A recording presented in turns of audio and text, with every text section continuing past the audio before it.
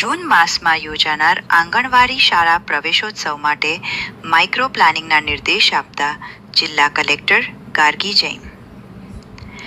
આગામી જૂન મહિનામાં સમગ્ર રાજ્યમાં શિક્ષણનો મહોત્સવ એટલે કે શાળા અને આંગણવાડી પ્રવેશોત્સવ યોજાવા જઈ રહ્યો છે.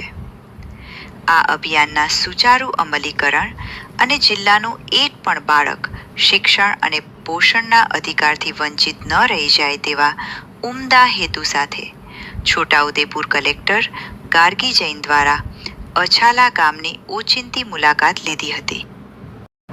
આ મુલાકાત દરમિયાન કલેક્ટરે જે બાળકો આગામી જૂન માસમાં આંગણવાડીમાં પ્રવેશ મેળવવાને પાત્ર છે તેવા બાળકોના ઘરે રૂબરૂ જઈ તેમના માતા પિતા સાથે આત્મીય સંવાદ સાધ્યો હતો.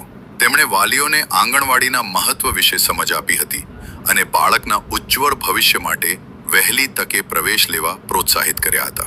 માત્ર શિક્ષણ જ નહીં પરંતુ આરોગ્ય ક્ષેત્રે પણ કલેક્ટરે વિશેષ તકેદારી દર્શાવી હતી.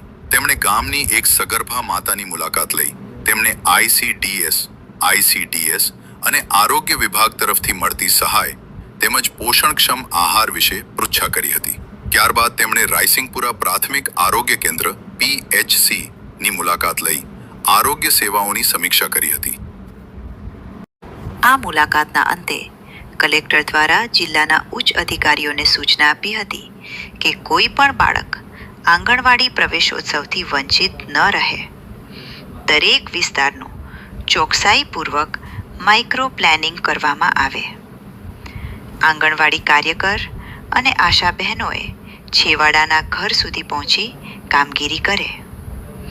આ બેઠકમાં જિલ્લા પ્રોગ્રામ ઓફિસર ICDS, તાલુકા વિકાસ અધિકારી TDO Chhota Udepur, incharge CDPO Raysingpura, medical officer, circle